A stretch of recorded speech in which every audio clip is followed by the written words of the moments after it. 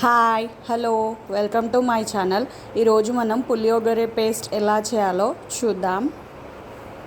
ముందుగా ఒక ప్యాన్ తీసుకొని అందులో 2 స్పూన్స్ మినప్పాలు,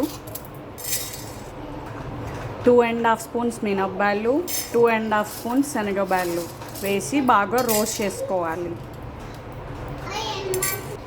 ఇలా రోస్ట్ అయ్యాక ఇవి తీసి పక్కకు పెట్టుకోవాలి. ఇప్పుడు అదే ప్యాన్లో ఒక చిన్న గ్లాస్ నూగులు వేసి బాగా రోస్ట్ చేసుకోవాలి.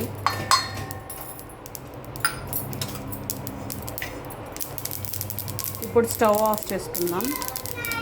ఇప్పుడు ఒక మిక్సీ తీసుకొని అందులో మనం రోస్ట్ చేసిన నువ్వులు, రోస్ట్ చేసిన శనగపాలు, మినప్పాలు, 2.5 స్పూన్స్ ధనియాల పొడి, 2.5 స్పూన్స్ కారం, 2.5 స్పూన్ ఉప్పు అన్నీ వేసి మెత్తగా పౌడర్ చేసుకోవాలి. ఇలా పౌడర్ చేసుకున్నాక ఇప్పుడు ఒక ప్యాన్ తీసుకొని అందులో 6 గరిటెల నూనె వేయాలి. ఇప్పుడు పోపు పెట్టుకోవాలి.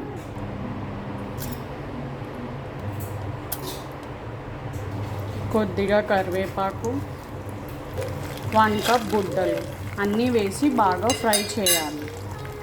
ఇవి ఫ్రై అయ్యాక మనం ఉడికించి పిండి పెట్టుకున్న చింతపండు రసం, నేను 100 గ్రామ్స్ తీసుకున్నానండి చింతపండు. ఇక్కడ 1/2 స్పూన్ పసుపు, మనం ప్రిపేర్ చేసుకున్న పులిహోర పౌడర్ అన్నీ వేసి బాగా ఉడికించాలి.